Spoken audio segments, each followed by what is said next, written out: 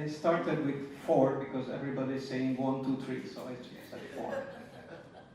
And thank you so much, Sonia, for showing up. We've been waiting for you. Yeah, I was not allowed to start this without Sonia. And, well, ladies and gentlemen, thank you so much. Welcome to this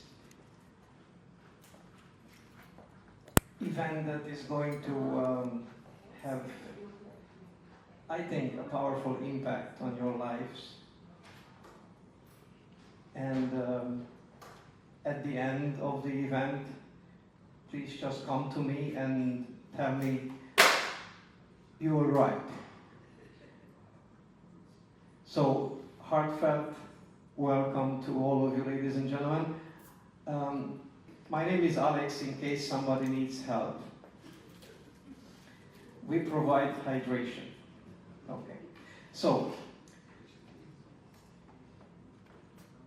you know, this is called a listening party, and it is a fireside chat.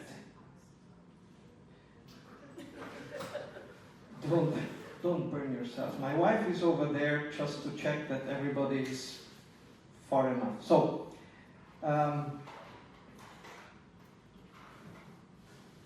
going to take advantage of this position, and I'm going to, for those of you who don't know Olu is the star of this evening. Please take a comfortable seat. And for those of you who are flying with us for the first time, the emergency exits are there and there. Okay, so let's focus on something here, and that is the purpose of why we are here. Because what Olu did is something very different, very original than people are doing in the creative world. And I'd like to open this event with a powerful quote from one of Olu's works. And let me know how you feel about this. So the quote is, "Who told you that you are not enough? Who told you that your best days are gone? Who told you that you missed the opportunity?" End of quote. So, I'd like to kind of start this with this brief introduction of your journey as a creative force. You know, I'd like to touch on many things here, because Olu is not just 1 or 2 or 3. She's a poet, she's an author, she's a speaker, she's an entrepreneur, and she's a mother of 3 magnificent children. And, well, I'm taking advantage of this. Most importantly, she's the friend of my wife and me. Thank you very much.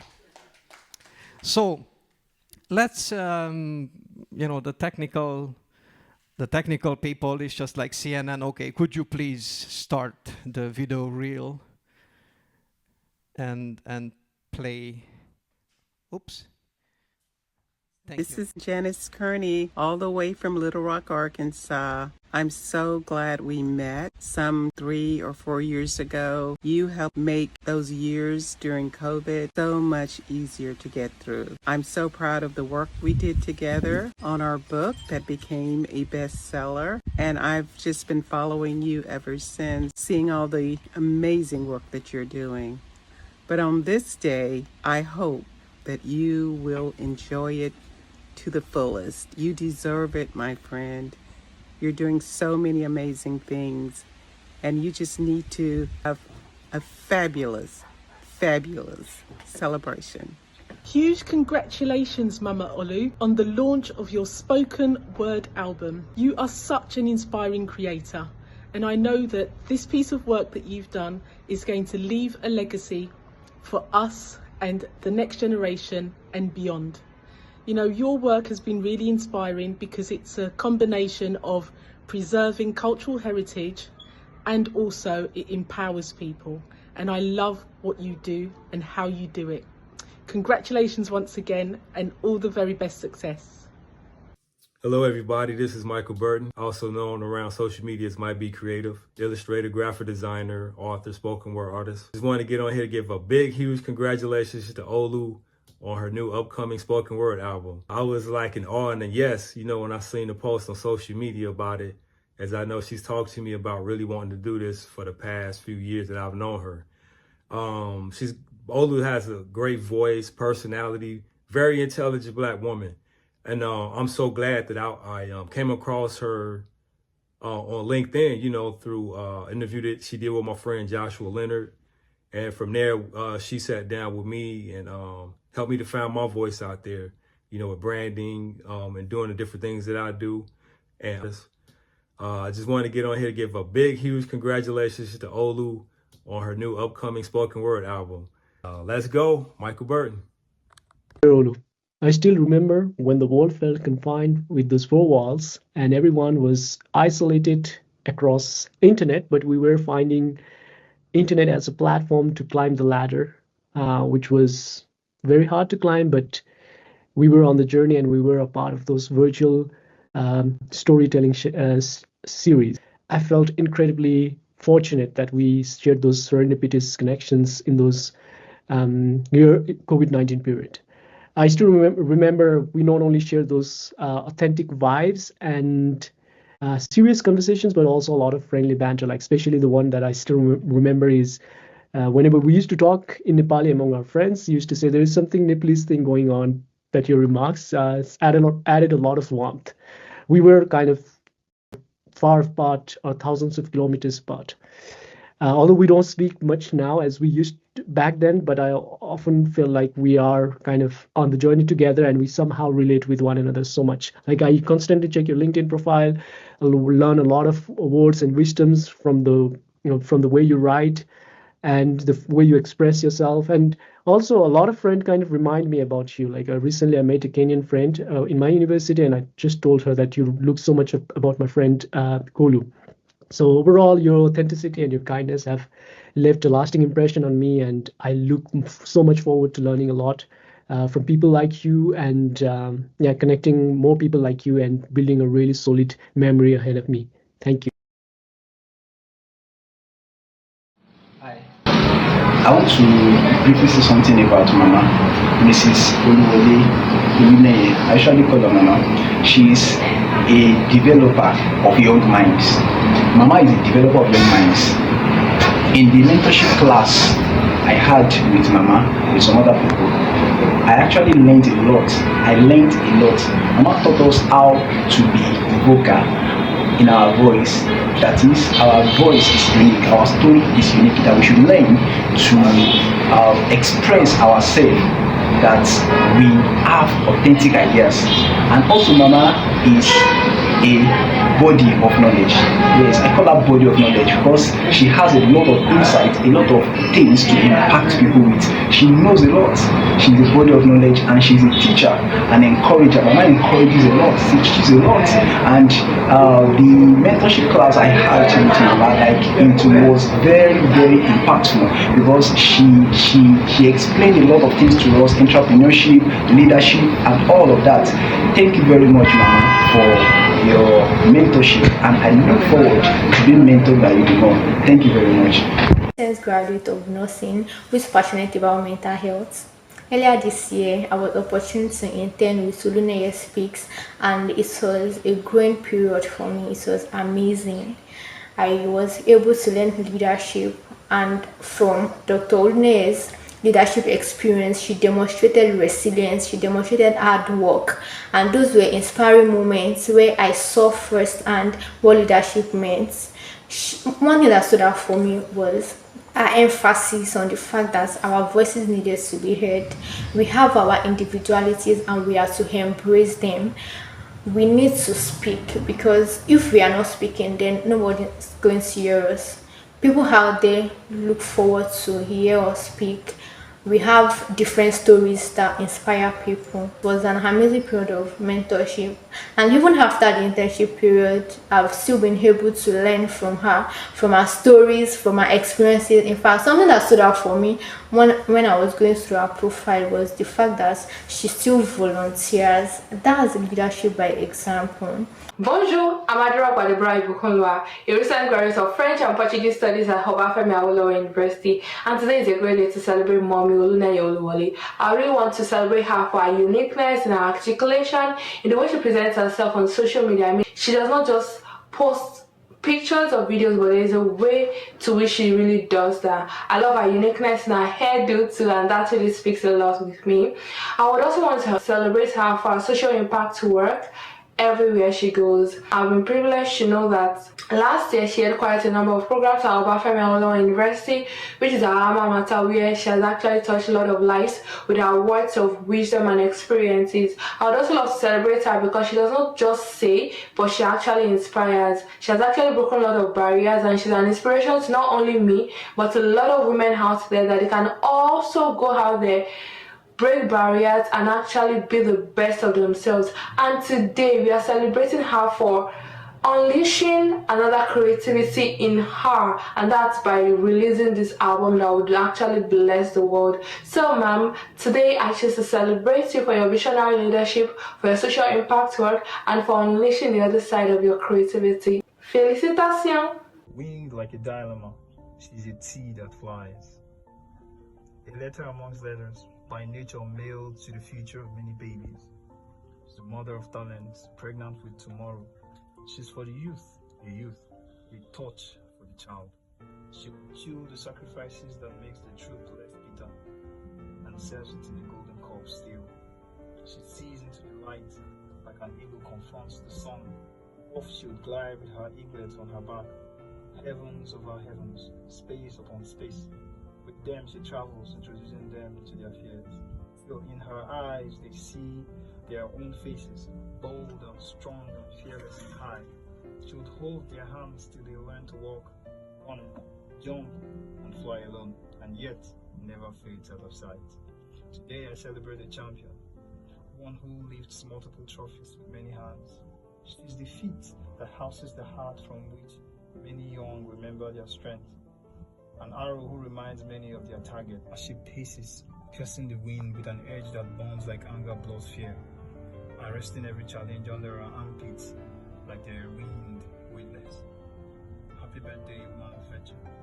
The middle wear white and black, reconciled into gray, tomorrow finding its way to the past where the present came from. With you, water and fire hold hands and stay. You don't discriminate. All willing minds can come into your garden and play. Thank you for being the space between water and water, for placing us in the middle and then making it rain. I pray that your beautiful hands never age. You'll keep moving lives, till every feet that walks with you climbs their own steps. Wow. I don't know about you, but That was awesome. Thank you so much, technical team. Okay, so let's move into the story that you have. If you don't mind, I'm gonna just sit here and look at you from down here. Okay. I don't have a problem looking up at you. So I'm gonna take advantage of my position here as a host, and I'm gonna ask you a couple of questions that I think are very relevant, and your friends here and your dear guests would like to know. So, number one, because you've worn so many hats, poet, author, entrepreneur, speaker. How do all these identities converge and influence your poetry? Thank you very much. First and foremost, I would like to thank everybody for showing up here today. It means a lot to me, seeing family and friends. I owe you guys, a lot. I respect to all of you. To answer your question, thank you, Alex, for accepting to be my hot. I'll just digress a little bit. When I sent an invite to him, I said I wanted him to do me the honor of being the host, and I missed the S. And he said, "You want me to be your hot? I'll be your hot." I thought this is gonna stay an inside story. No, he's never. Now it's out. So. Yes. Okay, so to answer your question, I think the hats kind of blend into each other, starting from being a mother, and that was where my first creative work came out. And this was a conversation that I had with my children, and I always wanted to make them understand where they came from. So there was this conversation I'm sure they can't remember. And I said, "Where do you think you're from?" And they started saying, one said Ibadan, one said Bodija. I was like, I was mortified that they didn't understand where they were from. So I started, saying, "No, you're not from," they were mentioning places like maybe Hurontario. I'm from like Hurontario Street. They're not really talking about where they were from. So I said to myself that I probably had failed them, because I knew where I came from. My father made sure that we went back home. And during those times, we never liked it, because people go to Lagos for Christmas, Easter. But my dad would take us to Ijebu, and it's like nothing was happening. But that grounded me in who I am, my identity, knowing where I come from and what I want to do for my people. So I saw that I had dropped the ball on my children. And I said to myself, I was going to look for a literature. Instead of just, harassing them, I needed to find the book. So to let them know where they're from. And I went to the library in my state. I couldn't find any book. The library had all these old books, 1856, 1942. I said, no child is going to read this book. Even I can't read it. They were full of dust. So I said to myself, how do I get this done? Instead of, just complaining, that's one thing about me. Why don't you fix it? So that was where the journey began. And I went to my dad, my late dad, and I said I was going to write about the state, our state. And he said, the first question, like of a father who is concerned, he said, "By the way, did the state government give you like some money, perhaps?" I said, "No, they haven't given me." And he said, "So why are you going to do it?" So he said, "No, don't do it," because he had the experience of working for the state government, and then many, many years they were not paid. So he had this bitter experience. So it was the first time I had to kind of go against what he said, because I knew that I was going to do this as a legacy for my children. He had already done that for me. I needed to pass the baton to my children. So that was how the journey began. And from the blank canvas, I'd never written a book before. I'd never put together anything. But what inspired me were the books that I read when we were growing up, the Enid Blyton books. And they came in series in a pack, like 3 in a pack, 4 in a pack. So I knew that that was what I wanted to replicate for my children. It was one for my children, then for the children of the state, and of course for Nigeria. So I gathered, I didn't know anything, but in my mind I had created it. I wanted to visit, places in my state, take photographs, do video and interview the monarchs and interview people, the food, the culture, the dance, everything. And my father kept asking me, you have to be sure that the government, I said, I'm not doing it for the government. This was 2003. So going into that, I completed that journey. It was a solo journey. It was something that I needed to do to leave as a legacy, because there was nothing written in the history of Ogun State until now. Nothing has been done except the books that I have written about Ogun State. And the journey took 3 years or thereabout. And I think that, because I'm coming to, the creative side. So I said to myself I was going to do this book like the Enid Blyton books. I was going to talk to publishers, and then I spoke with Evans. And I remember telling Evans in 2003 that I wanted my books online, and they said, who does that? This was me living in Ibadan. I had this pipe dream of writing a book, and then I'm moving it to putting it online. And they said, no, it's not, it doesn't have. I said, look, my books are going to go online someday. And they said, oh, you don't know what you're talking about. People just buy books from the shelf, and all of that. So I kept that in my heart, that they don't see my vision. They don't see where I'm going. But we're going to do this first book together. So we did the first book. And I think it was when I think the Economic Summit, now this is the heart of the entrepreneur. There was an economic summit in my state. And there was a call to entrepreneurs to come to the state. And the government had the idea of driving the development through the private sector, like a private sector driven. The governor then didn't want the usual, same government way of doing things. And he said, okay, if you're an entrepreneur, please come to the state for a 2-day summit and all of that. And because I had started this journey of documenting, and I saw the state of the tourism attractions, they were dilapidated. I was so furious.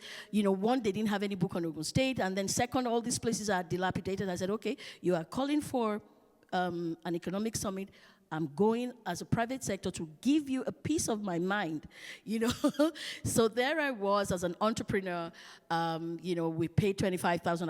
I can't forget. It was a lot of money in 2003. Mother of 3, new business, on a venture of doing a book, and there I was, and they asked for people to speak, and that's where.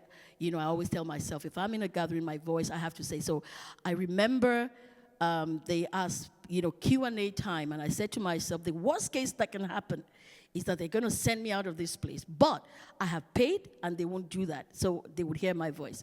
So when it came to the Q&A, I started speaking that, I'm mortified that things are still the way they are in Ogun State in 2003. And I remember the governor turning back and looking like, who is that? Who is that short woman, taking a jab at him? And long story short, that was the beginning of being called into the state government. Because after we broke into plenary sessions, I went to the tourism and hospitality, sector, and I started, telling them what I had done, what I had seen. So, and I left it at that. And I think I remember going to Sweden in 2004, January, and came back to Nigeria. And the first thing was, oh, you have been appointed as, I said, oh, this is a hoax. The last time I went to my state government, they're not looking for me. They're probably, wishing that I never came. But long story, I was invited by the state government to be part of the tourism board. And I remember that it was right after that I finished the book around 2006 because it was a solo journey. And I said to myself, I was going to talk to my governor to say, this is what I have done. I want you to make it a book of reading. I want you to, write the foreword. And I also want you to do a launch, at least to support me. And that's how I became an author of a book that was inspired by the questions that I asked as a mother. And I got the opportunity through my work as an entrepreneur because I had opened a travel shop, what you call a travel agency, but I was more into excursion, what you call tour packages, So I morphed into, being a mother, documentary, taking the history of my state, to going into leadership. And my dad asked one question, he said, who do you know in Ogun State? When you told me that you've been appointed, I said, I don't know anybody. They just appointed me. And we went, and I remember, going there and seeing the chairman of the plenary, head of the plenary session that I attended after we broke into different sectors. And oh, there comes the woman that took the governor to the cleaners. I was like, but I just want to say that it starts from the conversations that I have with people, either my children or, or friends or family. And being an entrepreneur, it kind of went into that. And then as a poet, I do believe that when I began to have speaking engagements, giving back, knowing that your voice matters. Because if I had stayed at the point where my dad discouraged me not to write the book, there wouldn't be the opportunity for me to be in the government for 8 years. I did 4 years with the state government, and we were the first to host the Gateway Games. We wrote the policies, the tourism policies of the state government. We did a lot. And then the second term was I went to the local government, and his idea was to also drive the local government administration through the private sector of people who are already in business and they understand how to do business. It wasn't easy having to upset the status quo, and I was the only female in an 11-man executive council for 4 years. And each time we're at a meeting, it's just that my voice. When I want to speak, madam, don't say anything. I say, but I am here. But we need to do this. And that was how, I found my voice. And after that 4 years of being in the local government, I remember it was he was going to the university at that time. He was going to his residence, and all of a sudden, I just realized that I needed to document my experience being a woman, swimming against, the waters of politics, of people's perception about you and why you're doing stuff. And the fact that, I met a lot of challenges. People didn't understand why. And this has to do with the time that my dad would take us back home. And the love for me to see my people do better was what was driving, that drove me at that time. So I remember in 2014, thereabout, my first political memoir was birthed.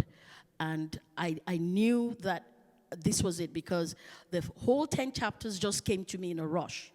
And then from there, I started developing, the content for that. So you see, my mother, I mean, being a mother, being an entrepreneur, being a leader, and then, and the book. So back to the poetry.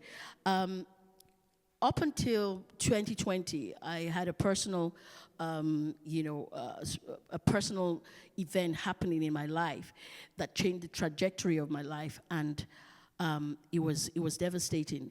It was, I didn't understand what was happening. Although there were cracks, there were all the things, the signs were there. So I remember end of December 2020, right in the middle of COVID.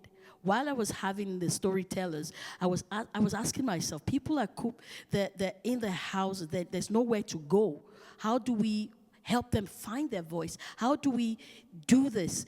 And I in myself, I created storytellers with Oluneye Speaks, from Nepal to Poland to everywhere in the world. We rocked Storytellers with Oluneye Speaks. I never had a blueprint of how to be a host or a TV presenter or a podcaster or something, but I knew that it's just from that point of using your voice to help other people to find their voices. So that's how Storytellers with Oluneye Speaks came. So when, end of December, I had to go away for almost a year, away from my kids, away from familia, because I needed to get myself, I needed to understand what was happening.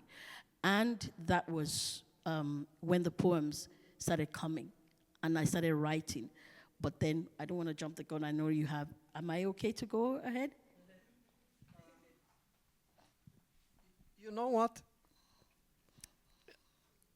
I'm the host here, but it's very interesting. I was looking at the faces, and sometimes I noticed that some of the thoughts, like people were really kind of thinking a lot about what you just said, and then thinking some more. Okay. Because the story is fascinating. So not that everybody has this kind of a story. So it just and I think that each of us should be just privileged to be here and listen to you. So I'm going to take advantage again. I'm going to ask you the other question, because this is essential in I guess everybody's life, right? What has been the most transformative moment, that moment for you on this creative journey? The transformative moment was, I think it was in 2021, January 2021.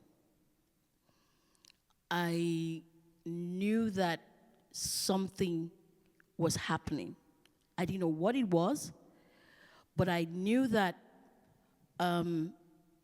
it was when I was isolated from familia that I could hear expressly what God was telling me and where He wanted me. It was a struggle. I wouldn't say that it was a journey that was, hunky-dory. I was embracing it.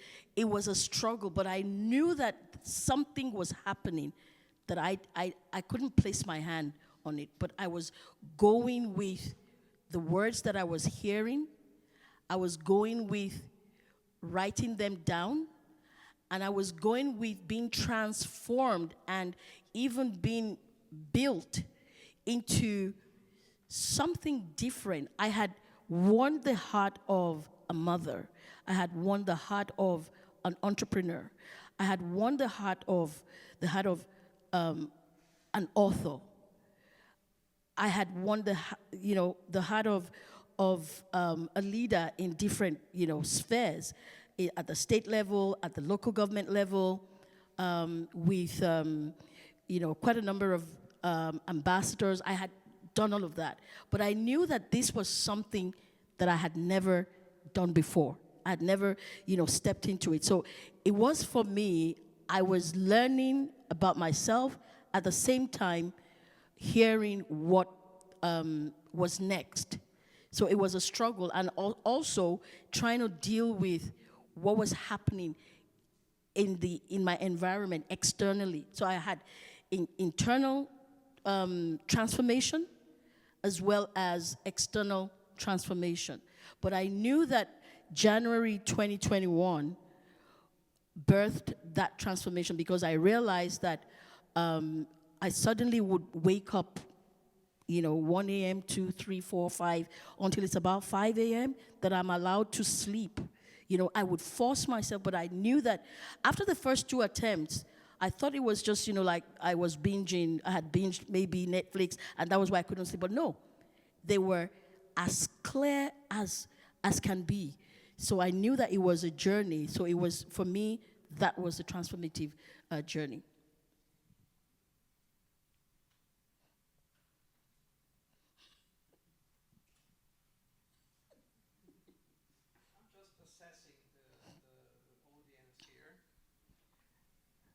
Maybe Sonia has something to comment on what she heard so far. It doesn't necessarily have to be a question.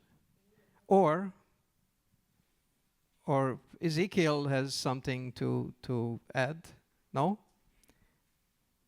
No? Okay, well, in this case, I'm going to jump to my last question that I wrote down. Okay. Because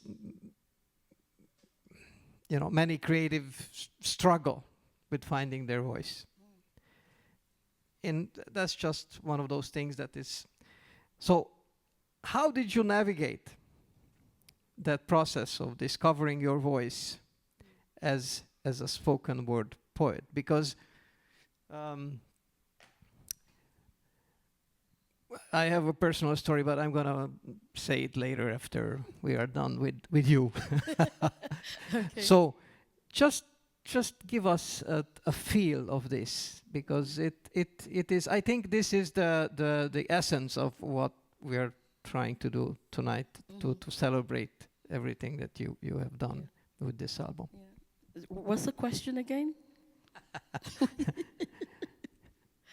How? My heart. How did you discover the voice? Okay. Because this is the medium how Yeah. you're communicating, right? I mean, you can have inspiration from outside, inside, the divine or whatever, and I guess life experience from our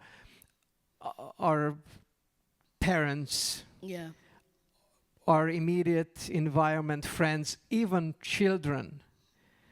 But this voice is unique. So, please. Go.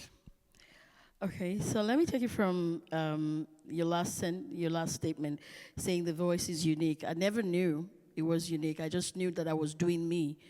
And if I want to just kind of go back to how that emerged, I would say that right from an early age, I remember when we used to, as a family, would travel to England, and my dad had this friend, Mr. Omoyele, and, my dad, him, will visit him. I would never forget Finsbury Park.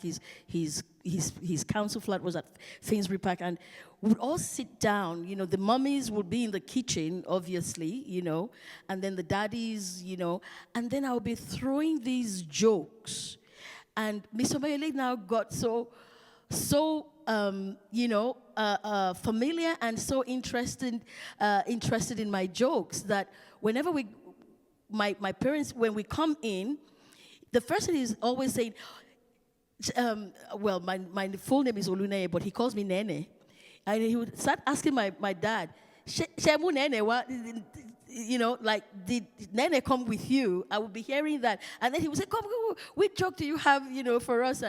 And those were the times that I remember. I didn't have that fear of, sitting, because then the world that we came from, how do you start telling jokes with, your parents, we came from that kind of background. But I was comfortable with telling those jokes. And I remember that my mom also would tell us stories. She would make up stories. She always made up stories. I knew they were made up, you know. So I lied you. And those stories and those times were what I used also. I used to tell my kids stories. I'm not sure if they remember. I would make up stories as I go on. You know, I'll just tell some random, you know, stories, and they would believe it. And I'm like, oh yes, okay, you know. So so from there, I realized that using my voice was important, was necessary, because if I shushed, something would not be done. And if I had shushed when my dad said, don't do it, or if I had shushed when I was right at an economic summit of a state government, there was, you know, blessed memory, this guy, the GT, Tayo Adere Okon, Okonjo Iweala, you know, this was the finance minister, you know. Tayo Adere Okon, they were the banking lords, they were the banking execs that were there, the first three, you know, rows. But I was not, you know, daunted. They didn't scare me, you know. If I could have a state governor look, and then he took the podium and he was replying to just my question. He said, tell that woman I taught 236 words. I know what is happening in each word. Nobody can come and tell me what is not. You know, yada, yada, yada, yada. But I said to myself, I've said mine. It's yours. Deal with it, you know. But I realized that that voice was necessary, because many a times we keep quiet. We'd rather just let it slide. But opportunities and lives, you know, that are attached to your voice would miss out. And we're not created, you know, just showing up here in the world for nothing. So let me just go back to, you know, how that voice, and I have been comfortable with the voice. I think it takes a lot of guts to go over these, let's say elegantly, stepping stones. But, you know, things happen to us in life, and sometimes we just meet one person, and our eyes and ears and all the senses are just feeling that, wow, let's do this, and I'm going to do this, and I don't care what everybody else is saying. I just want to take you to when I was given the portfolio of the primary health care as the supervisory counselor at my local government. So when I took on that leadership role, and the first meeting we had at the state capitol with the World Health Organization was, as soon as we came in, you know, all the other local governments were like, that in my state, there are 20 local governments, like there are provinces, you know, within, you know, there are something within a province, you know, towns within a province. So as soon as we got to the state capital, and they said, oh, these are from Odobulu local government, and they were laughing hilariously. I'm like, they said, these are the people that are at the bottom of the ladder, you know. We ranked 20th out of 20 local government in healthcare. That is to let you know how bad we were. I felt so ashamed, and I said to myself, I'm not taking the stats. I'm going to go back. I'm going to do something, because we had the highest maternal mortality. We had the highest infant mortality. I said, it's not happening on my watch. And I had to step on toes to take a tour of all the clinics. And I remember very well my voice. when we came to the budget, budget time, and the men wanted to have their own budget, for education, for engineering, for water, for this and that, I kept telling the chairman, I said, we have to do something about the health care. They said, no, they're fine. I said, no, we're not fine. We're 20 out of 20. That is really bad.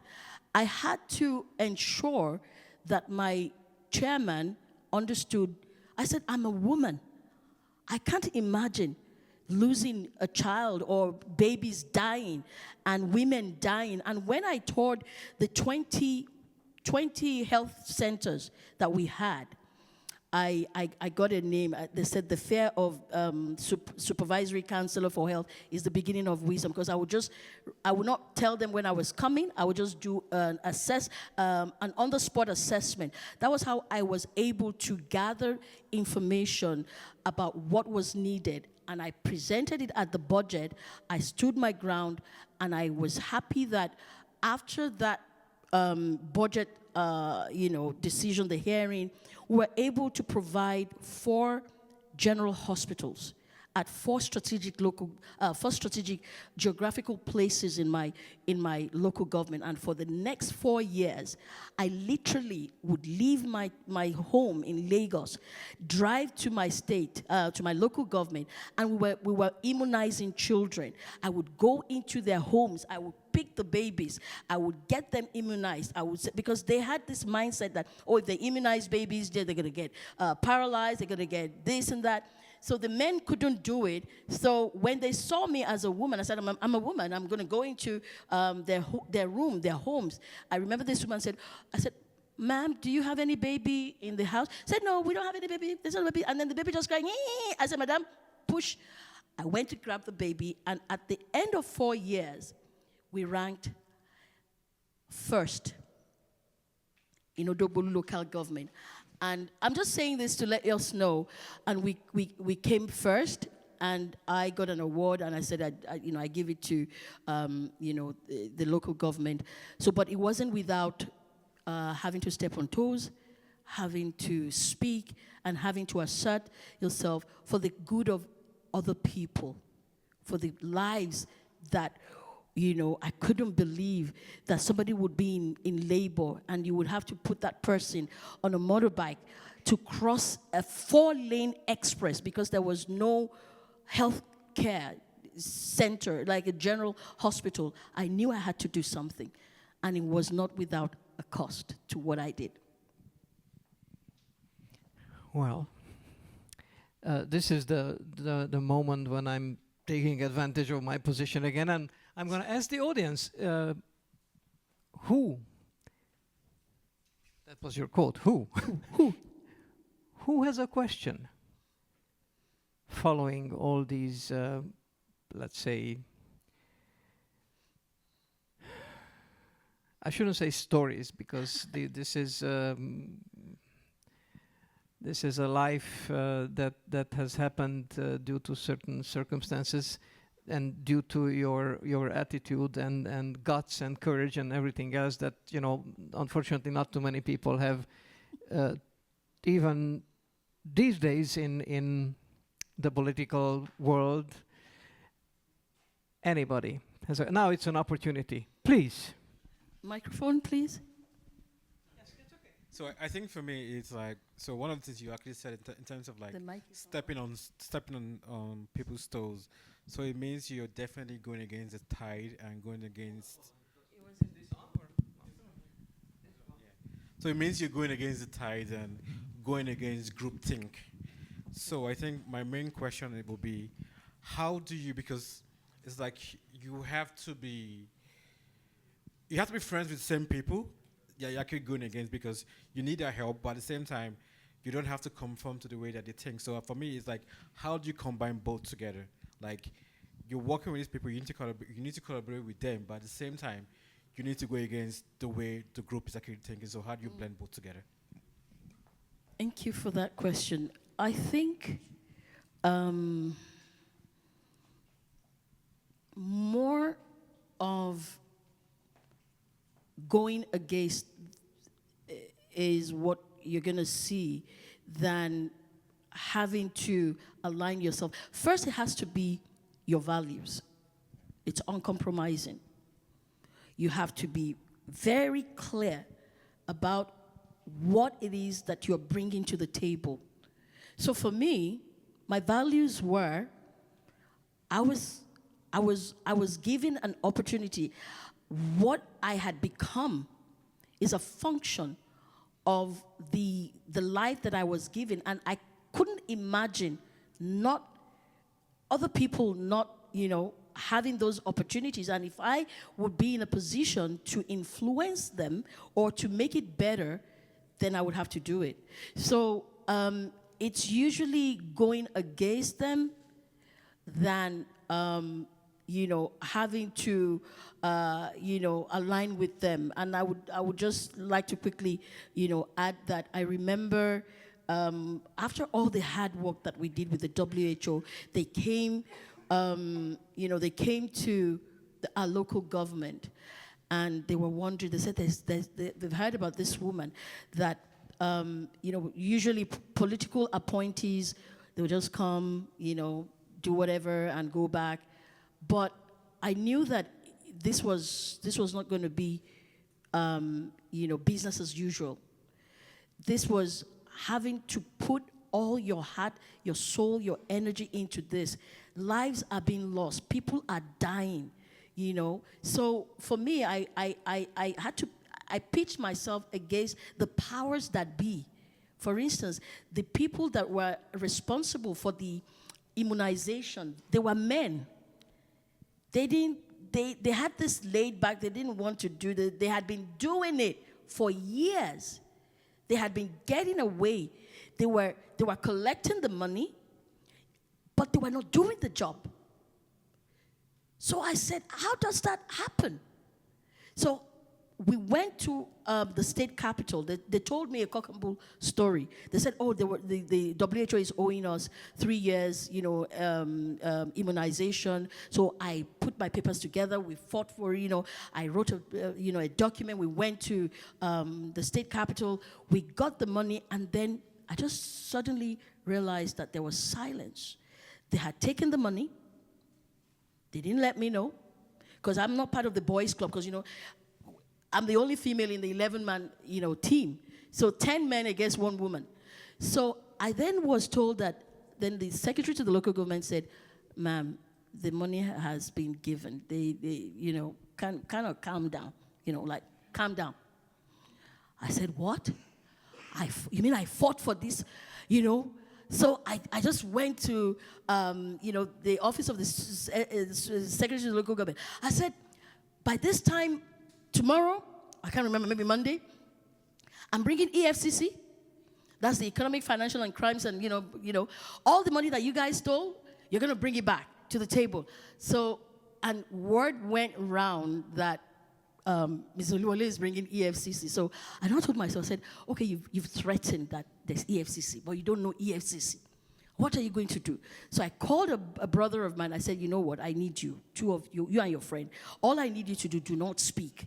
Just wear suit, black suit, with dark glasses, And we're going to my local government. And when we arrived at the local government, it was a ghost town. They didn't come to work.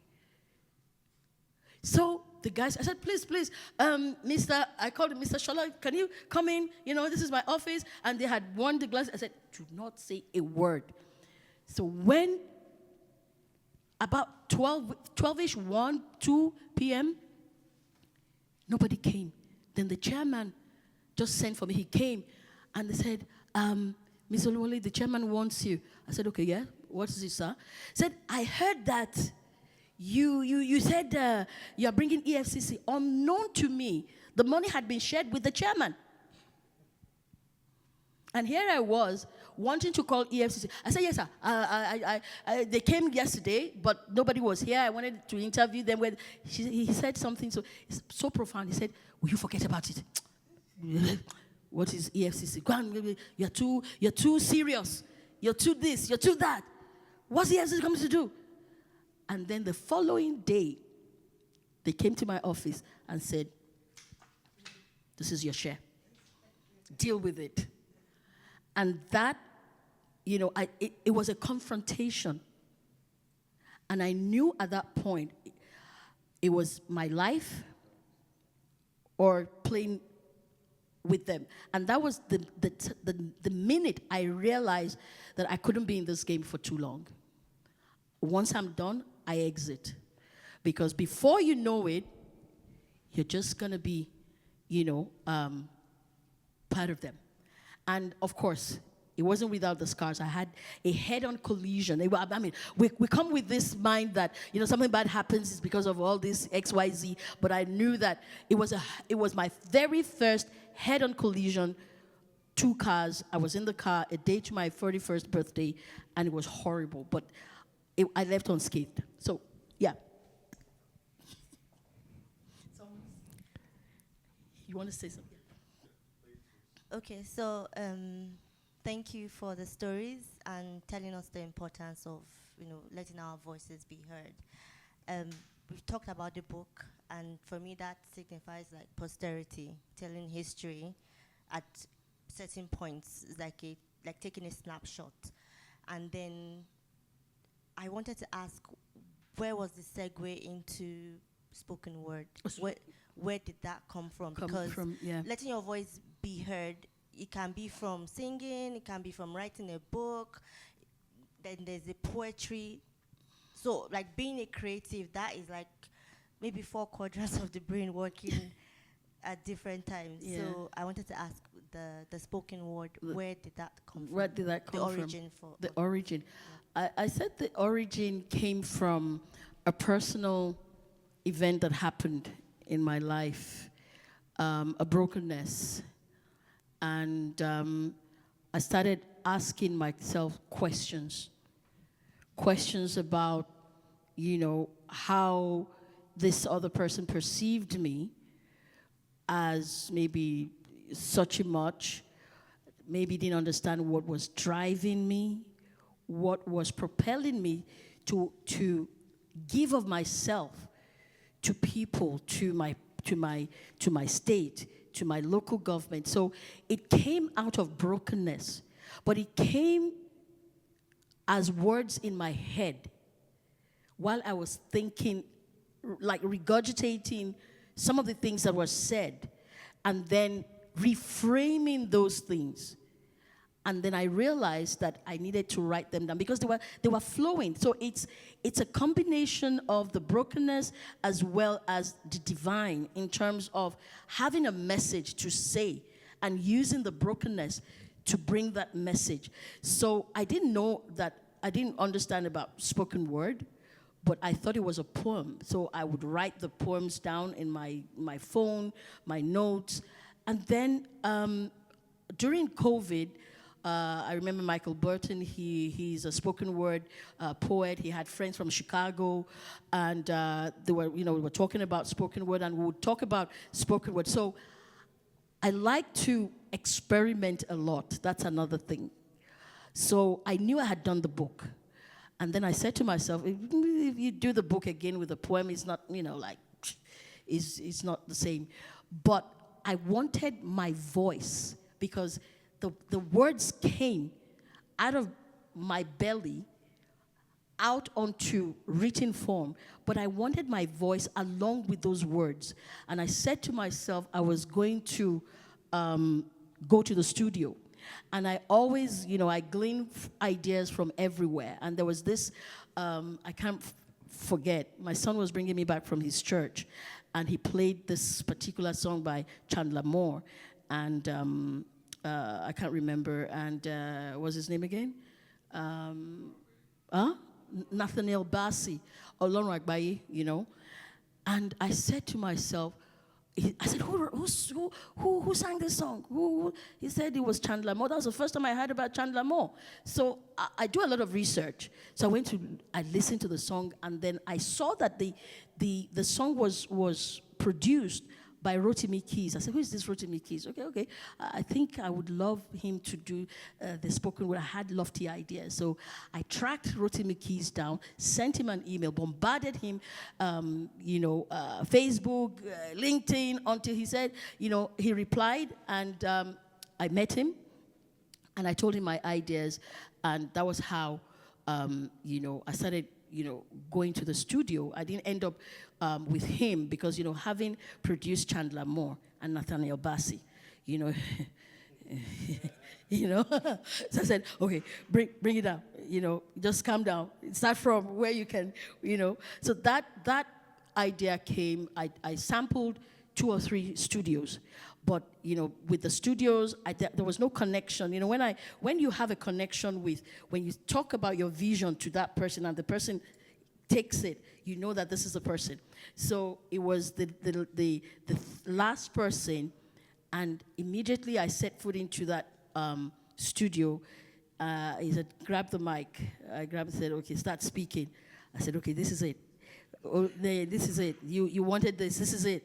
And we did the first take, second take, and it was like, ma'am, have you ever done this before? I said, I don't know, but I just knew I needed to do it. And that was how we moved into, the spoken word and putting the voice to the words. And it was when I heard myself in those words, I knew that that is a message, that this was a birthing of something that I never knew that I had. Okay. Very, very, very shortly, please. We have to, vacate the premises. Oh, yes, I'm just joking. It's almost like you live a life of 1,000 people. Okay, yeah. Just listening to everything you've talked about, it's almost like there is a foundation to everything you have done. Yeah. There's power, there's direction, there's motivation, there is taking charge. You can continue to put action words in. Where does that come from? You move from one compartment, one direction to the other. Can you take me back to the childhood of where that comes from? We talked about the adult part of it, but from the child part, where did that come from? Okay. Thank you for that question. I think my childhood was very interesting. I had a father who loved to travel. He loved the camera. I was actually practically born in front of a camera.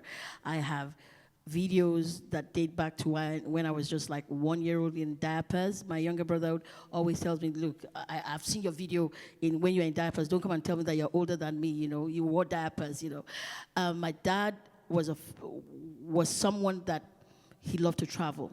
He loved to take pictures. He took videos of us, the cine video that had no audio, like the Charlie Chaplin videos. We have tons of that in my home, of our, growing up. And one of the things that shaped me was I loved the outdoor.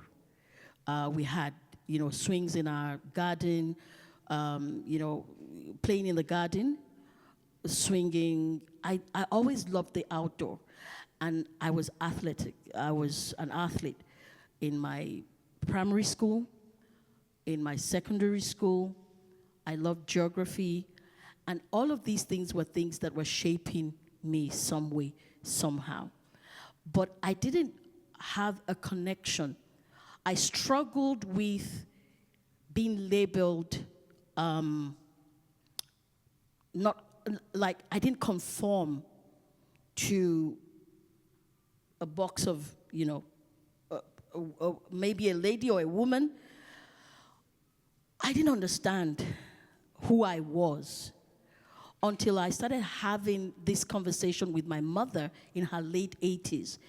And she would tell me stories of her resilience, of being the only one that went to school out of her 8 or 9 siblings, and how she had to fight her parents, because she's the first female and she's very fair. My youngest daughter, she takes the skin tone, and she was very fair at that time, and it was going to be of my grandfather's benefit to marry her off, but she resisted. She was hated by her siblings because they didn't go to school, they conformed, and she resisted. She was fostered out. She learned to be, to be on her own. She was tenacious. She knew what she wanted. She said she would tell suitors that would come to her and say, "I don't want you." She had a voice, but all of these didn't add up until very recently that I realized that her genes run inside of me. I'm just struggling to get out of an identity that I cannot get out of, because the resilience, the tenacity, the voice, she would tell me, that her father would just say, why would you say something like that? That what her father would tell her. She used to, she was vocal. So, but all of these were things that I did not know. And I struggled because I thought that, people in my secondary school, she's a tomboy. You know how you label people? He's a tomboy. But I couldn't understand who I was until the brokenness came. And then I had to go back to discovering myself. Question there. It's not about the length of the question, it's about the length of the response. Is it green? Yeah, no, it's green. Okay. So I hardly even know you, but I've gotten to enjoy, the person that I have heard people speak to you about. My question is, it seems like most of your inspiring work or words, it's been born out of a place of brokenness, if I'm correct. Yes. How would you motivate or guide someone else who desires for their voice to be heard? Because people have a fight or flight response to chaos, right? But you use that as a fuel to become the person that you are today, right? So how could you motivate or guide someone else who could be in the same place as you and they have different skills, but whatever situation they could be in could literally catapult them to the next level in their lives? Yeah, thank you. I think the first thing that I would give as advice is to be mindful of the people that are in your circle, because their voices would either make you or break you. And the more you're hearing negative voices of, why are you doing this? Like, I can, for personal reasons, I love taking photographs. And the person would say, why are you taking photographs? Why is it? It's what I love. I didn't understand until I started seeing the videos and the photographs that my father kept since late 50s. He had a vision. And I just took, that DNA was in me that I didn't know. So what I would advise is, one, the kind of people you surround yourself with, if they do not see your value or your dreams as being authentic, you have to move out of that circle, because that person is gonna die literally, like a piece by piece by piece by piece, that you will not recognize yourself. I think that's number 2. To find your voice, you must also be able to plug yourself in places where you can hone your skills. And I want to give it out a big shout out to Felicia Simpson. She invited me to Toastmasters. I never knew what Toastmasters was all about. But when I got into Toastmasters, I saw that there were a bunch of people who were just talking, like they just, they would prepare a speech, they would research, somebody would evaluate. Now I'm an evaluator, I evaluate speeches and all of that, and I enjoy it. But if I didn't plug myself in the immigrant women in business, like EB, where I met EB, that was how I met Felicia, networking, putting yourself in the right circle, because those are the things that are going to shape who you're going to become. Because without that, you can't discover. Because the negative voices that are out there are so many that they will drown the creativity in you. True, true. Somebody wise told me once, you have two choices to be happy. First, when certain people enter in your life, and then you can also be happy when some of them leave. Anyway, thank you so much for the questions. Thank you so much for elaborating and making us, enlightened a little bit. Yeah. So, are we going to that other reel with the other friends? Okay. No.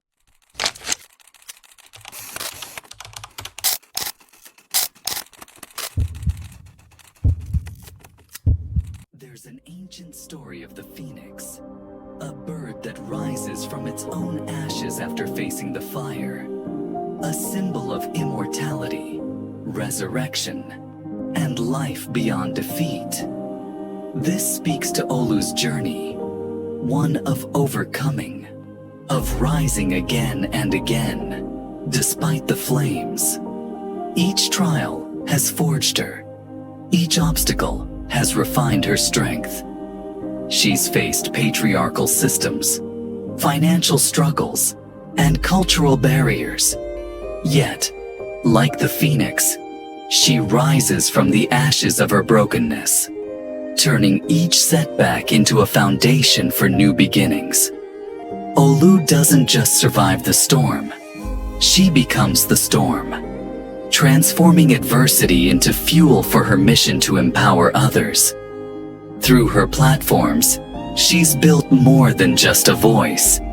She's created a movement, an unstoppable force inspiring others to rise, to speak, and to transform their own stories. Her journey is a reminder to us all.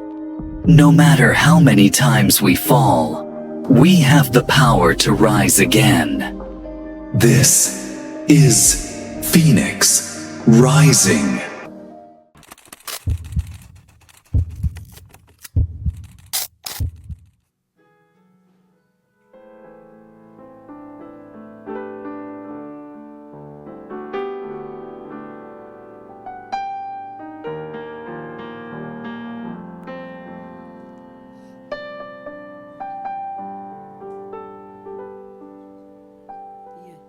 Hello.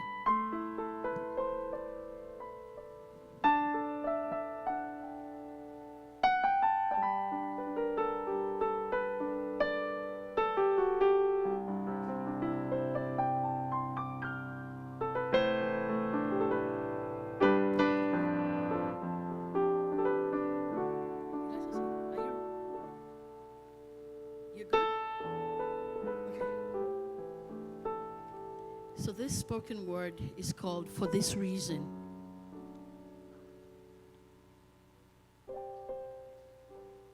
For this reason, I was rejected. For this reason, I was scorned. For this reason, I was betrayed. For this reason, I was left for dead.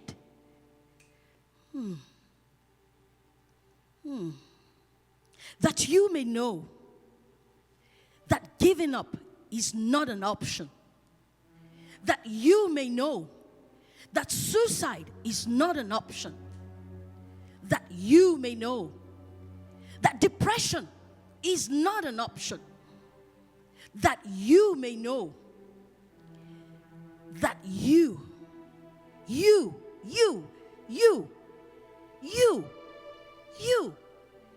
are made for more, that you may know that I was born for this reason.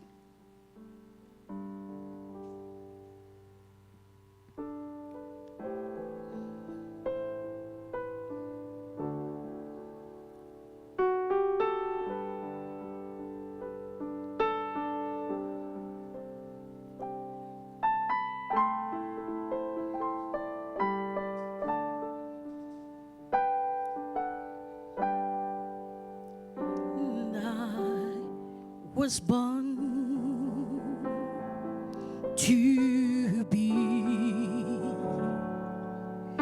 your dwelling place, a hope for the presence of my Lord. So let my life now be separated unto thee, that I may be what I was born to be.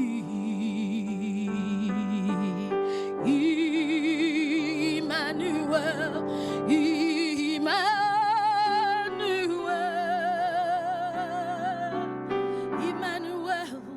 Emmanuel,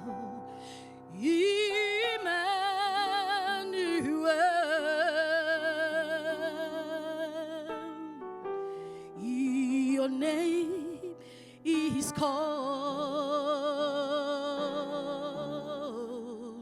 Emmanuel.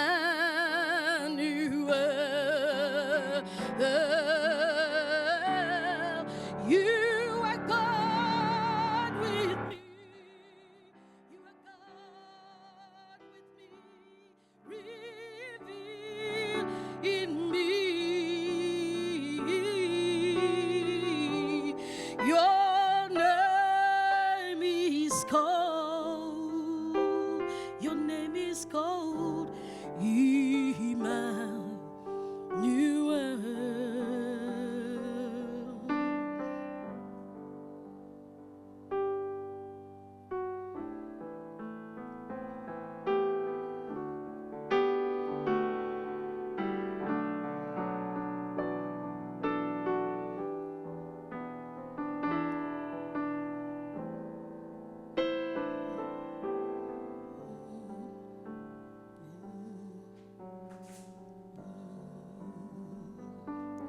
And I like to say that all of this that you see is all but the work of the amazing grace.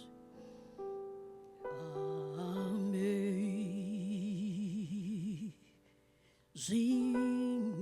grace, how sweet the sound that saved a wretch like me. I was once lost, but now I am found. I was blind, but now I see. 'Twas grace that taught my heart to fear, and grace my fears relieve. How precious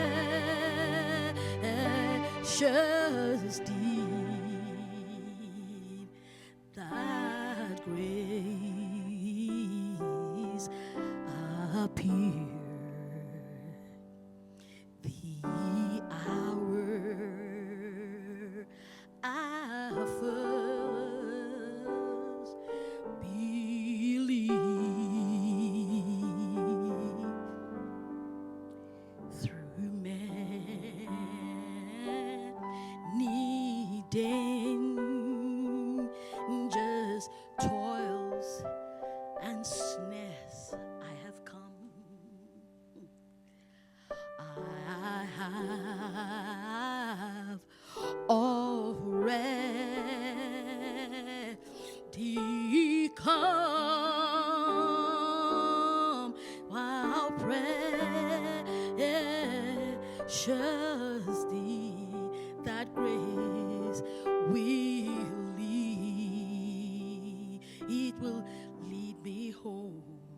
That grace and grace will lead me home. If anyone knows the hallelujah, let's sing the hallelujah together.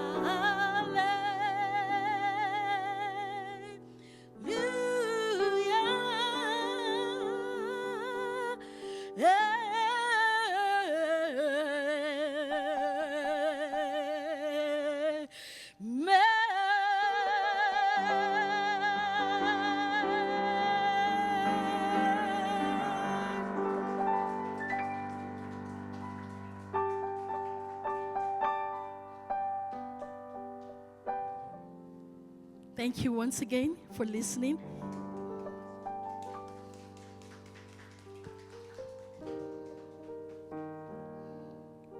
Forget everything and run, or face everything and rise.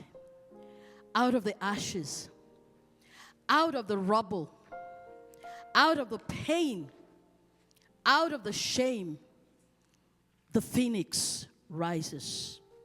I never imagined that I'd write poetry.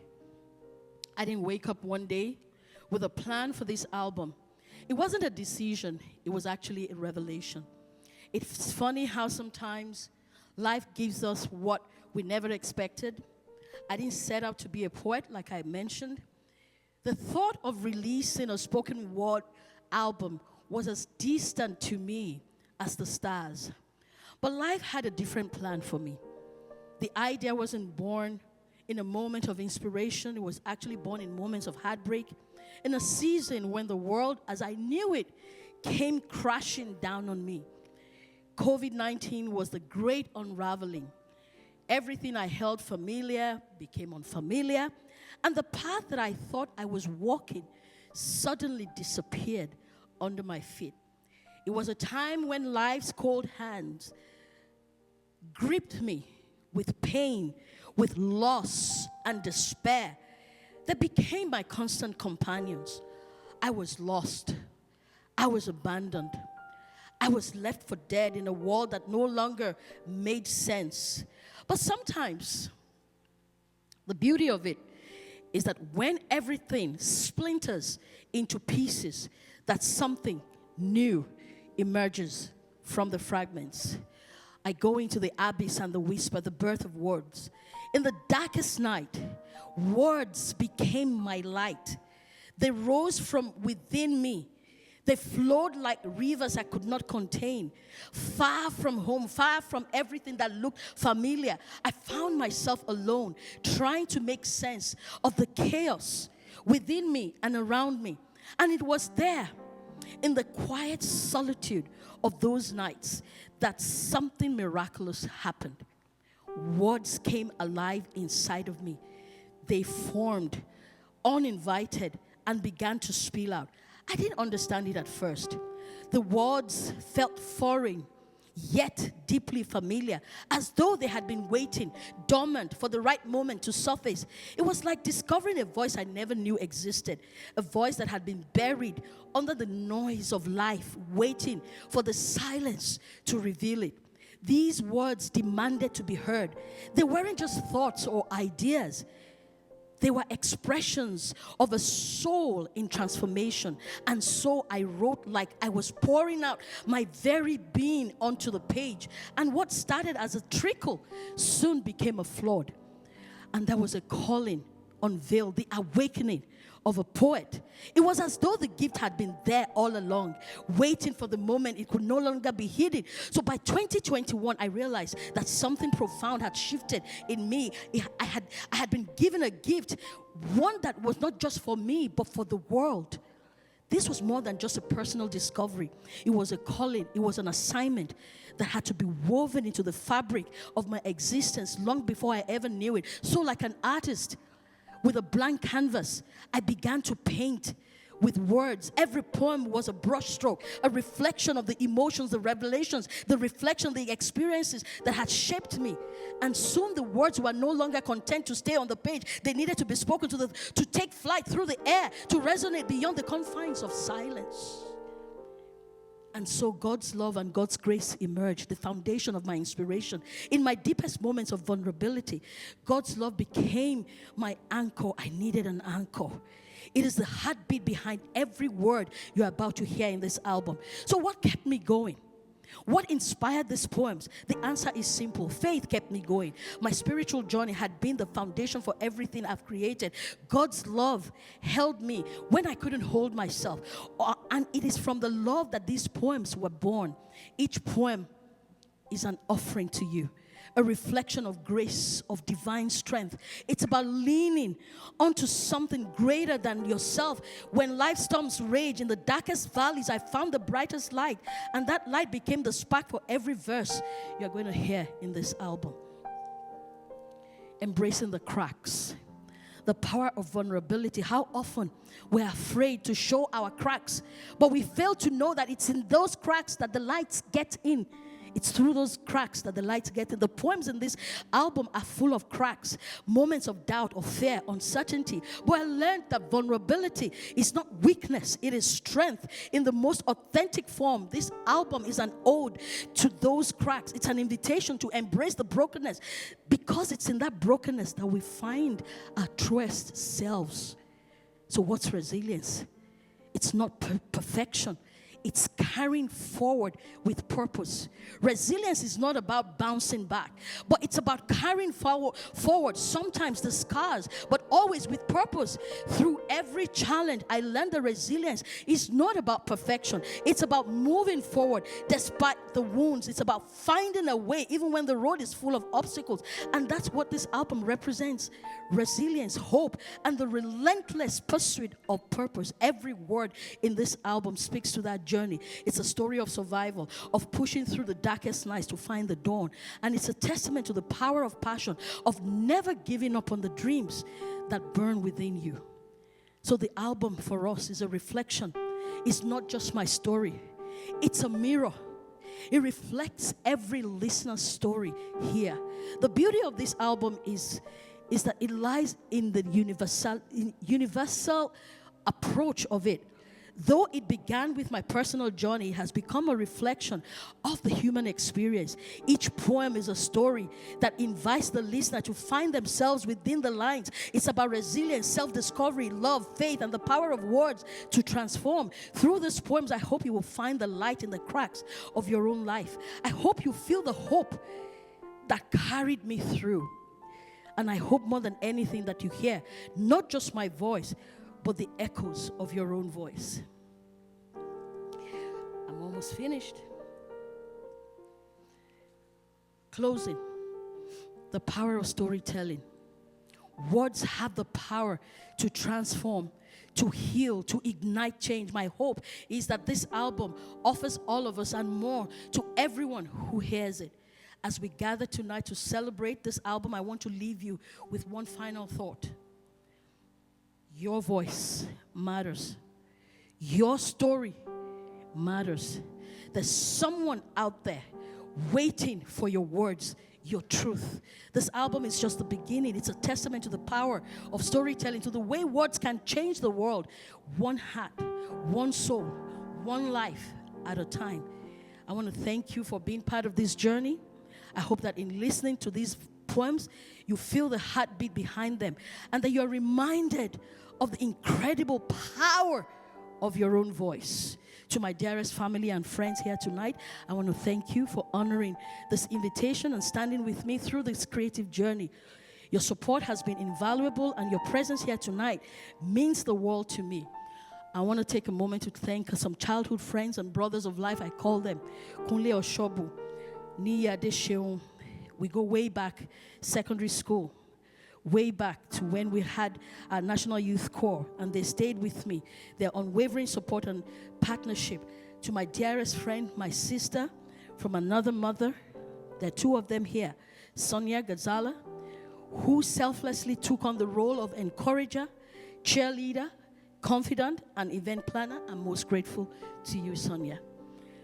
To my amazing team, they're not here. John, Ife, Yemi, my producer, Tayo. They individually, collectively poured their heart, their soul, their body, unimaginable amounts of creativity and selfless dedication into this vision. My respect and appreciation to you all. To my wonderful album cover artist who took the story and created what I saw, the vision, and took it even beyond. You're simply the best. Ferdinand Arinze, Ayobami Oke. His selfless support, immeasurable. The photo shoot sessions were brought to life. They brought life to my darkness. Shegun Oni, my brand designer, our countless charts and edits are forever cherished. A special thank you goes to my incredible children, Ayomide, Ayotunde, and Ayokunle, who individually and collectively have been constant source of strength and inspiration. Your love, your patience, your support, and belief in me gave me the courage to follow this path. You're my greatest joy, and I'm endlessly grateful to God for giving me the opportunity to partner with Him as your mother.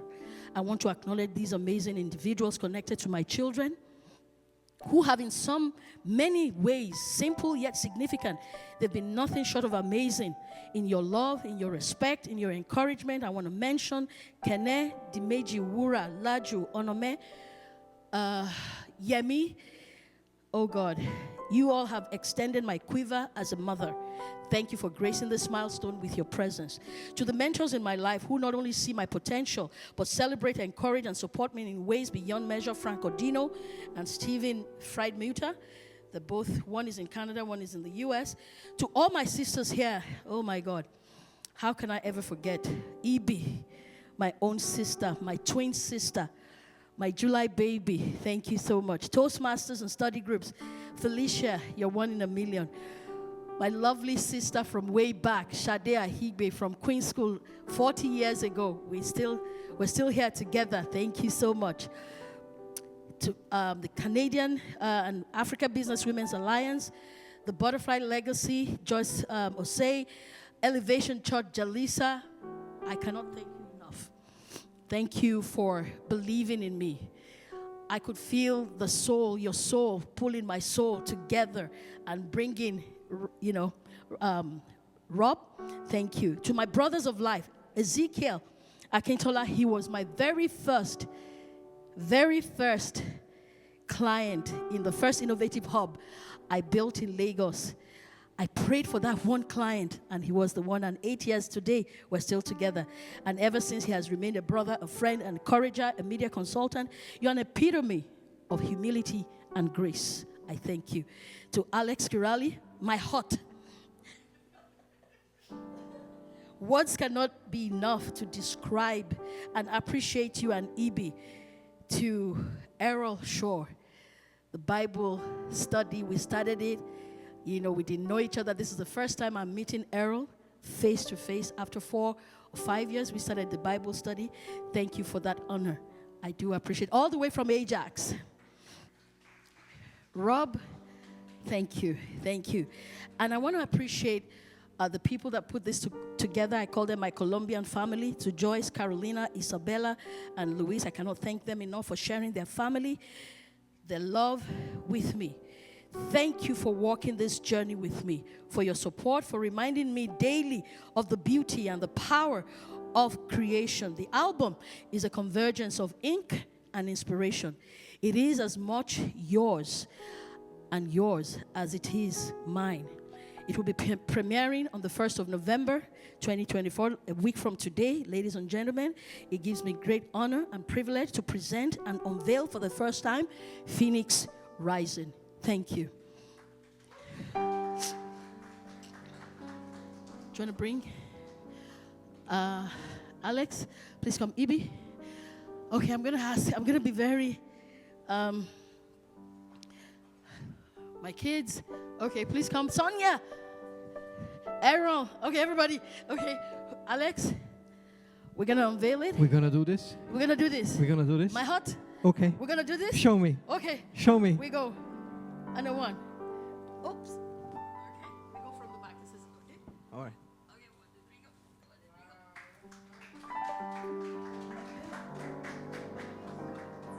go. Okay. So the artist is not here, and he has sent me to his voice. It says the phoenix, the eyes are focused, the laser, the focus of the phoenix, knowing where it's going. Its beak is open. It's ready to speak. It's ready to defend itself. It's ready to take off. And you see the many candles. These are the lives, like he said, that are inspired through coming in contact, and then the heat. There's a heat that comes from being used of God. And then also the flower, out of all of that would emerge something, beautiful. This is the Phoenix Rising. Please, please come, let's have some photos quickly before we start playing. Yes, photos, the listening please. party. Please come. Errol, Sonia. We have a photographer here. Quick. Oh, please.